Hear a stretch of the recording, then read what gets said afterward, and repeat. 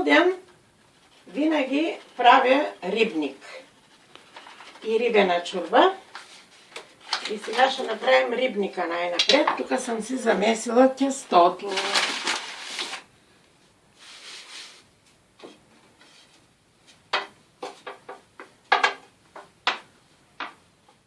Първата пита сме я разтеглили и я слагаме в табата, така че да излезе извън нея малко. Така. Отдолу слагаме половината от плънката. Плънката има лук, орехи и подправки. Когато има цял шаран, слагаме целия шаран. Сега, понеже няма, ще сложим само парченца риба. Нареждаме и рибата. За Никулден на трапезата трябва да има кравай, рибена чорба и рибник. Слагаме другата част от плънката.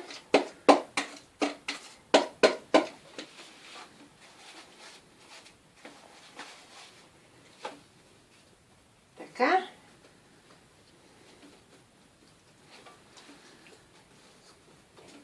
Сега накрая, отгоре, винаги слагам една риба. Така. Тук едното око, тук устата. Така. Сега вече сме готови. Айде, готово.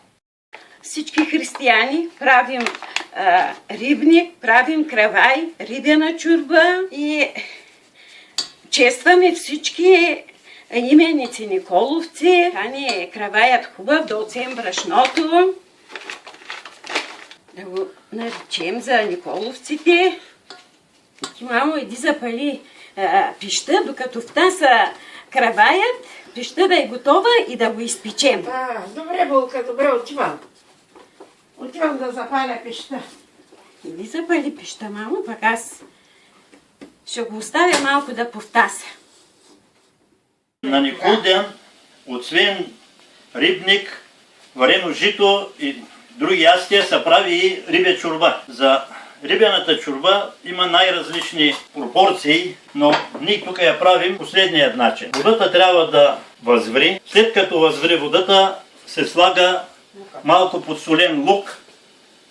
След лукът се слагат морковите.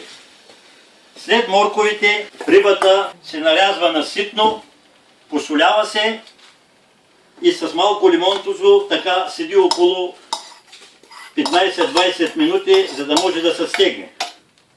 След като умри хубаво лукът и морковът, се слагат рибата, подправките. Като рибената чорба се прави с колкото подправки има в кухнята, почти от всичките се слагат.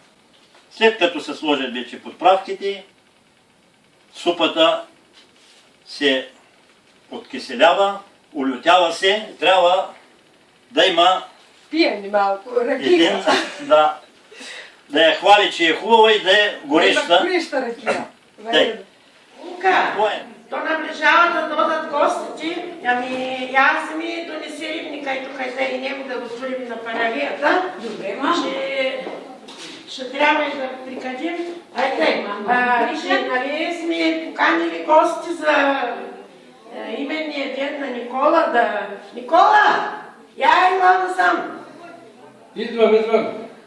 Ти кани ли кумови? Кого кани ти? Поканил съм и кумовете. Комшиите? И кумшиите ще дойдат. Добре тогава. Я ни дали идат. Добре, вижте, кумови. Благодаря. Си хубаво мирише. Сигурно ще има рибник. Що ми Никулден, сигурно, че рибена чорба ще има, защото стопанката е табетлика и голяма готвачка. Къде е именника? Къде е Никола? Да ти здраво име и ти да се здрав. Да и ледиш. Настанявайте се. Я сядайте гостите, че чакаме и други гости. Добре, както сте рекли. Айде, заповядайте. Седнете. Дали идат другите гости с булка, ябълки. Айде, и другите гости има ли? Заповядай. Добре дошли, добре дошли. Честити ми дед Никола, да си жив и здрав. Здраво да ти името, да ти го подновят булките. Благодаря, Всичко хубаво ти желаем. Благодаря. Вълчо, да си жив и здрав за много години, да остариш като стара планина.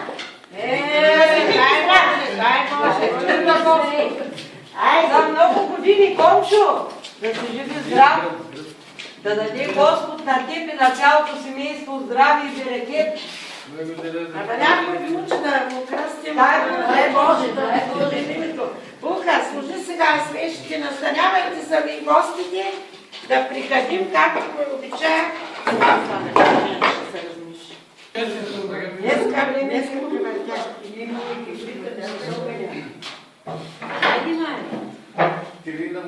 Айде! Да помага Свети Никола на всички, да даде живот и дай Боже! А сега сядайте да разчупим кравая и да се почерпим за здравето на нашия Никола. А сега сними кравая, дигни го високо над главата си, да растат посевите на високо, да станат. Разчупи го на две и ще го раздадем на гостите. Айде сега. Дигай нагоре, нагоре, нагоре, да расте житото.